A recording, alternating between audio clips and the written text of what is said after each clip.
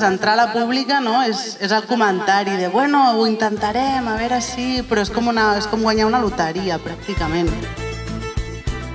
Però un cop ets dins, si salvem aquesta barrera d'entrada, després és veritat que la pública té uns horaris molt determinats, uns dies festius molt determinats també i molt nombrosos a l'any, i que per tant, si estàs triant en aquest cas l'escola bressol per poder conciliar o per intentar-ho a nivell laboral, doncs no ho aconseguiràs.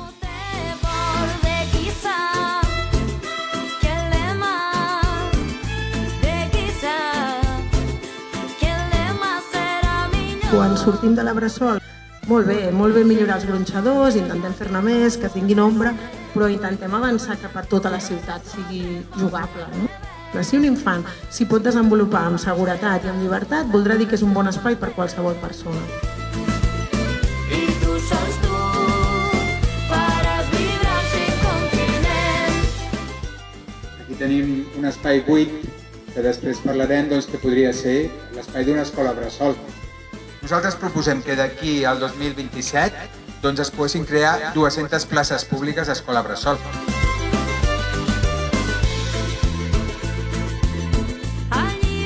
El desplaçament, al final que tinguem només 3 escoles bressol municipals en els punts de la ciutat que els tenim, t'estan exigint una aposta de mobilitat que sovint no és sostenible.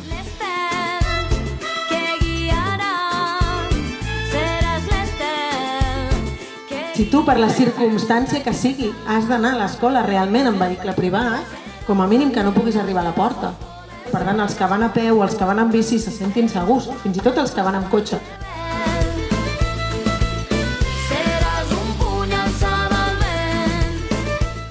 Hi ha municipis on des de l'Ajuntament existeix un consell escolar on la resta de centres de primària, de secundària, del nivell que sigui, col·laboren i posen en comú necessitats, recursos, per d'alguna manera, entre tots, fer tot.